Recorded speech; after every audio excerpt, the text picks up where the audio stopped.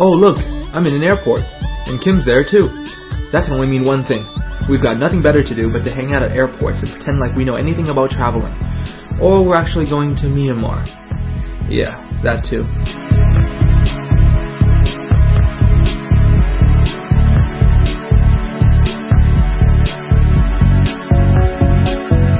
Welcome to Yangon. Over 4 million residents call this former capital home, and from its early initial settlement days to British colonial rule to the Japanese occupation to its recent political turmoil, this place is simply a gem that not many people know about. Yet. I had initial fears about whether or not Yangon or Rangoon would feel differently than other Southeast Asian cities.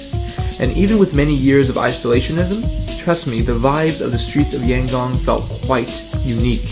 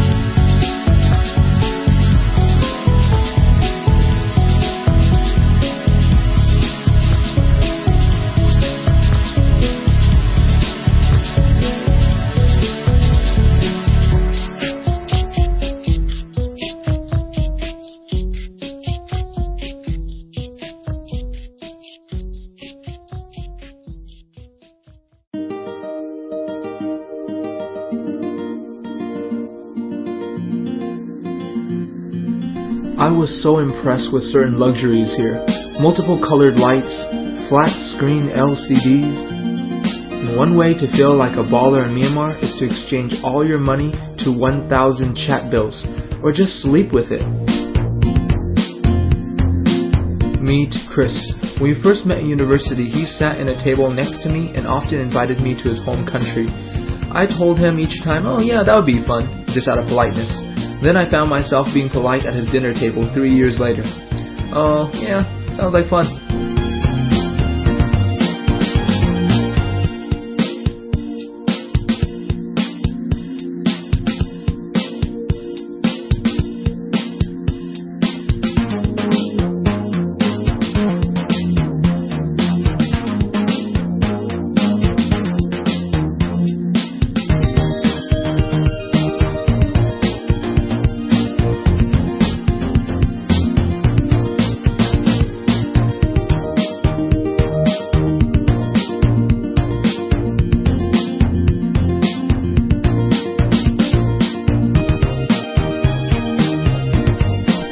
Next up, we hit the zoological grounds to entertain some animals. Visitors can actually feed the attractions, including hungry hippos, elephants, and deer. For the record, I'm terrified of deer. I guess somebody forgot to feed Mickey. Oh, and don't forget to feed the Vietnamese animals.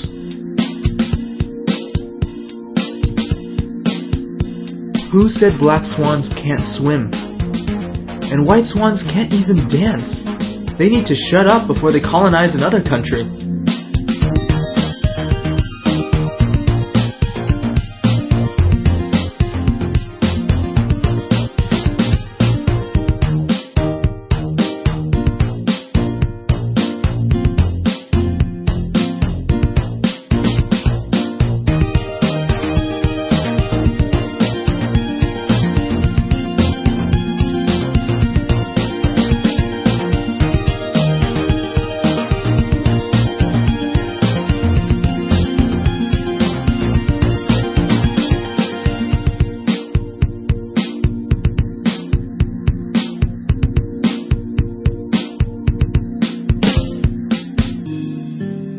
Hey, what's better, a Burmese elephant or a Vietnamese elephant?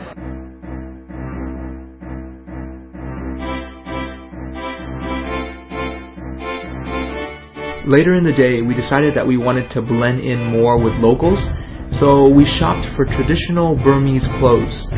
I meant some traditional daytime Burmese clothes. So we hit up a mall and shopped for some laundry and hit town the only way we knew how. Strutting in our skirts. Underwear optional.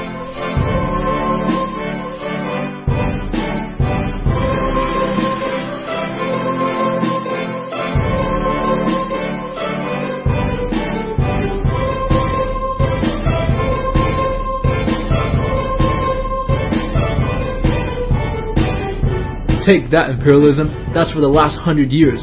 Now you know how it feels like to get banged inside of a giant bell. Yeah, in your face.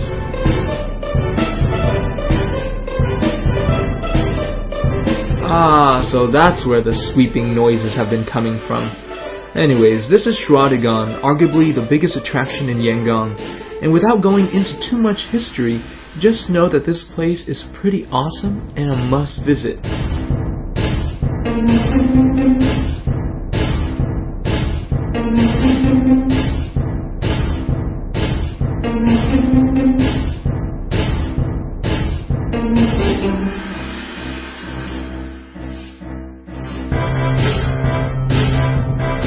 Does anyone notice a positive tone so far for this video? What's wrong with me?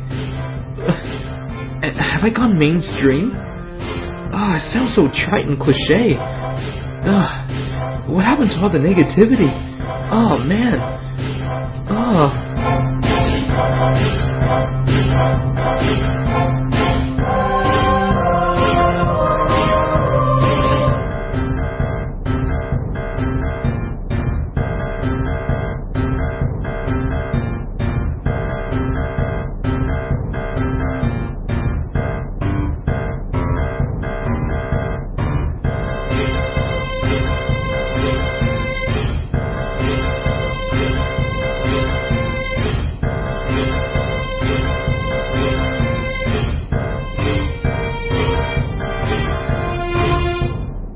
When the sun was no more, the atmosphere blossomed, and suddenly, for the first time in my life, I wished I was more religious.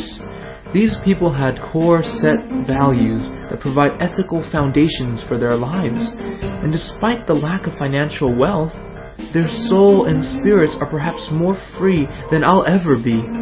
It's essential to believe in a higher being. So I do insist that you believe in Kaiole.net.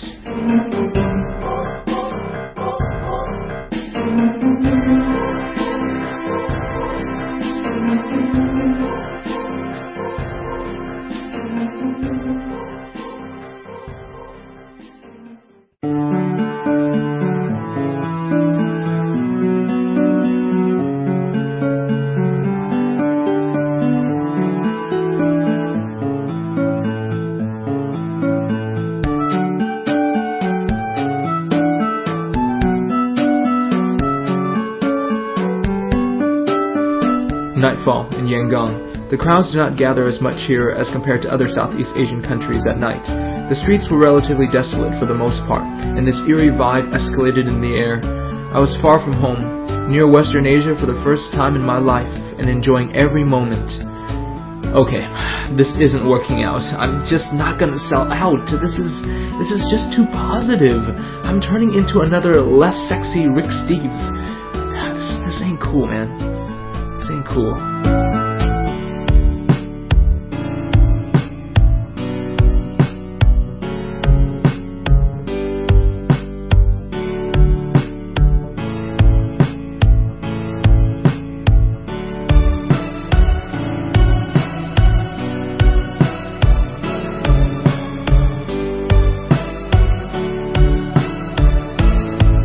This is mohinga. It's possibly the national dish of Myanmar. Think of it like pho, but without the pho taste or texture. Everybody over the age of 8 knows that John Cena cannot wrestle, but he sure brews a mean morning tea.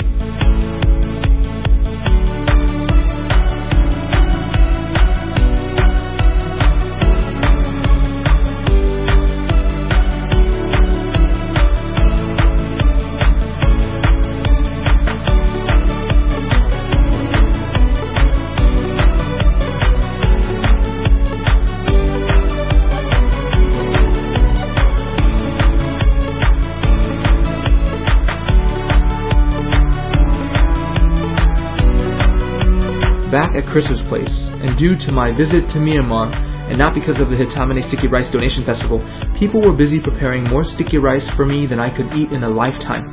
The process was simple, but required a lot of manpower. No, manpower, not boy power. Leave it to the experts. Like I said, it's so simple that you can even try it at home. It's basically rice mixed with coconuts, ginger, sesame seeds, nuts, and among other garnishes. You just need to gather a bunch of strong Burmese men and build an oven in the ground. It's so simple, even your 6-year-old could do it.